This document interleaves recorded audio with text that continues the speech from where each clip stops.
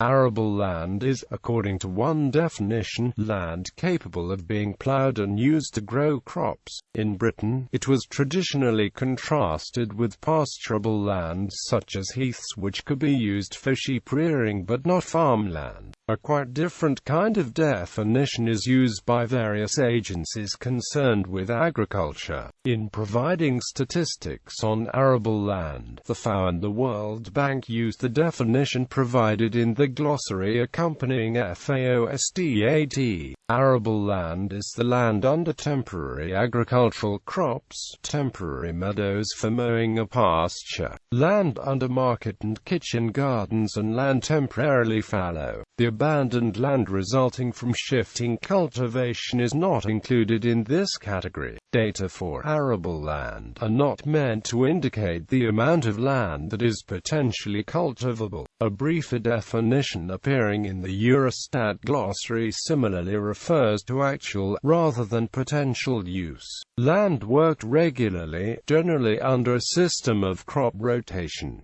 Arable land area. According to Food and Agriculture Organization of the United Nations, the world's arable land amounted to 1,407 mha, out of a total 4,924 mha land used for agriculture, as for year 2013. Arable land. Non-arable land. Agricultural land that is not arable according to the FAO definition above includes permanent crop land that produces crops from woody vegetation, e.g., orchardland, vineyards, coffee plantations, rubber plantations, and land producing nut trees, meadows and pastures, land used as pasture and grazed range, and those natural grasslands and sedge meadows that are used for hay production in some regions.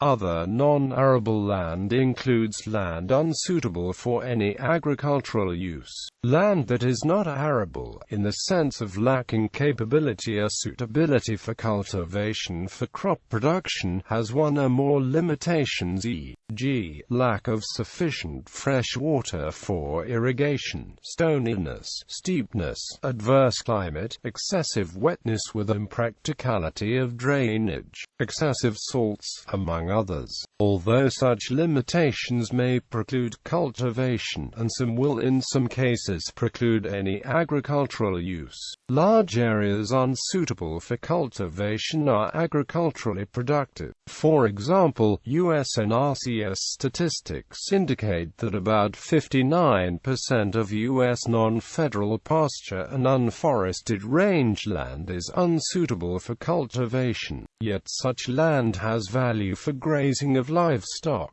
In British Columbia, Canada, 41% of the provincial agricultural land reserve area is unsuitable for production of cultivated crops, but is suitable for uncultivated production of forage usable by grazing livestock.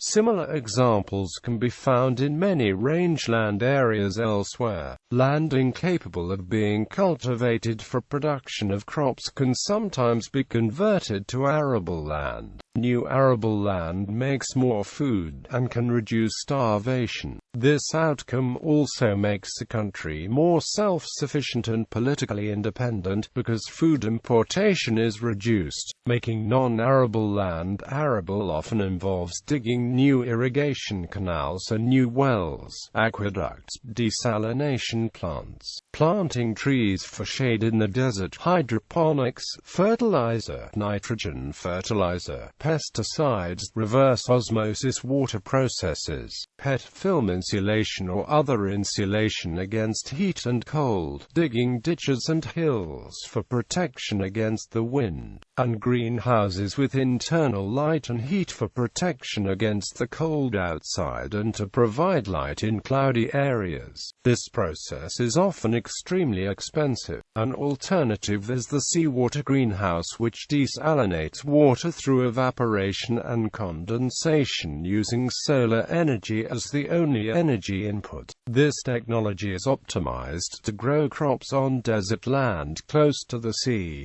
Some examples of infertile non-arable land being turned into fertile arable land are Aran Islands. These islands off the west coast of Ireland were unsuitable for arable farming because they were too rocky. The people covered the islands with a shallow layer of seaweed and sand from the ocean. This made it arable. Today, crops are grown there. Israel. The construction of desalination plants along Israel's coast allowed agriculture in some areas that were formerly desert. The desalination plants, which remove the salt from ocean water, have created a new source of water for farming, drinking, and washing. Slash and burn agriculture uses nutrients in wood ash, but these expire within a few years. Terra preta, fertile tropical soils created by adding charcoal.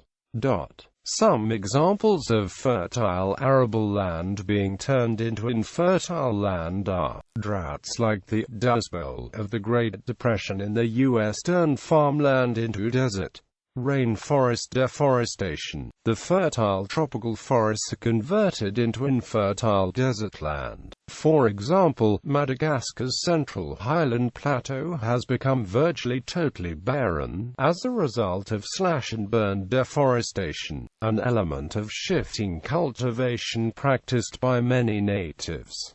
Each year, arable land is lost due to desertification and human-induced erosion. Improper irrigation of farmland can wick the sodium, calcium, and magnesium from the soil and water to the surface. This process steadily concentrates salt in the root zone, decreasing productivity for crops that are not salt-tolerant.